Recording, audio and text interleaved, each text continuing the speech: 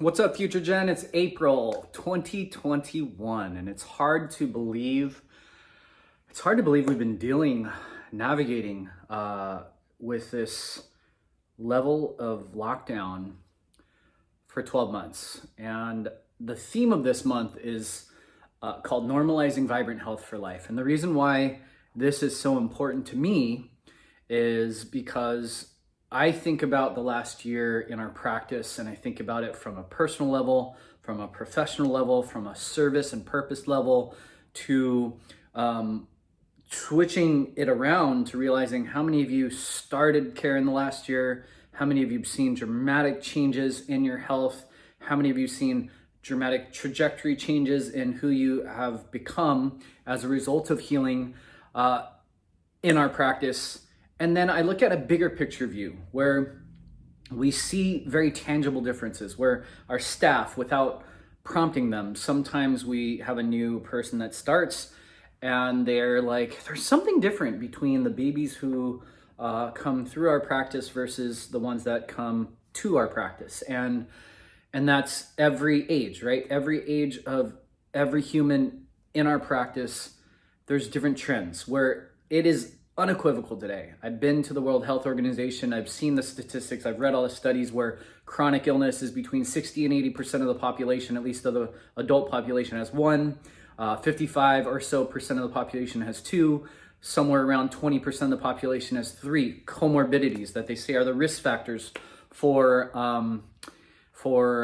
this whole experience, right? Whether or not people are going to suffer from this disease that they're calling COVID-19, whether it's a severe case or when people actually die from it, right?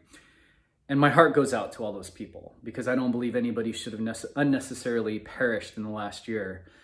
And what I look at is, in contrast, are the trends of our practice, where if a kid in my practice, in future generations, has ever a need to go on some sort of pharmaceutical drug, I'm very curious about that. Or if they have a chronic illness diagnosis, I can't even think of one that would.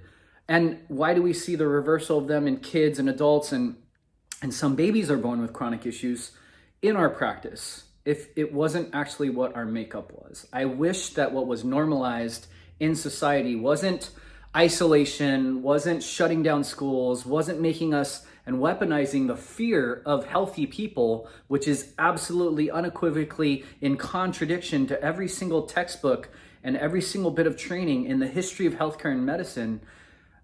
And here we are today, right?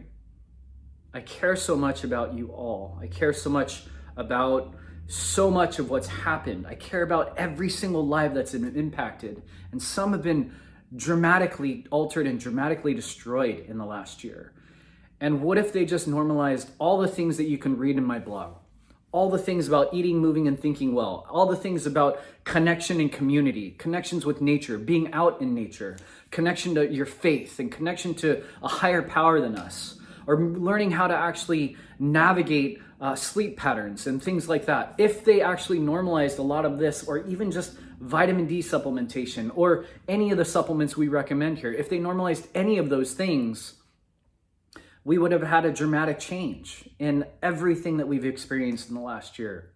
But what we have is a continued installment of a belief system that I believe is at the root cause of everything that we've experienced in trauma on both sides of the spectrum. And I believe that if people understand and enliven this belief system, that we are innately, genetically, biologically programmed for well-being, that we would see in less than a year a dramatic change in not only our health status, but our ability to defend and be more resilient in our immune systems. And that's controversial today. And so what I wanted to do is thank you for all of you who trust me and trust us as a community. Many of you have told us that. In more than ever in my 11 years of practice, we have had the affirmation from you that community is everything, that this is the only place of normalcy in your life.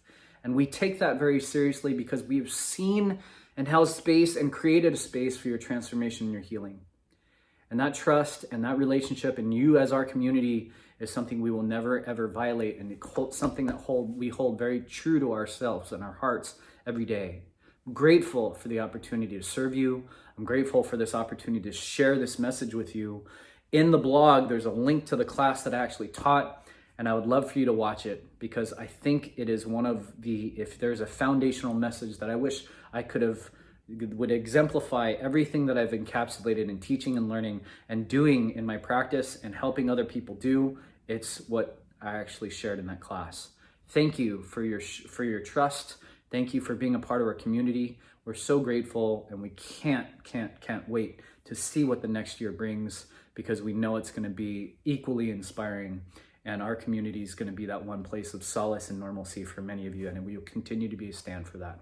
Thanks for tuning in. Actually, one announcement, please come to the Heart of Freedom. If we've inspired you over the last year, this event will be a trajectory shift in your life that I cannot wait to see reverberate throughout the universe. Thank you.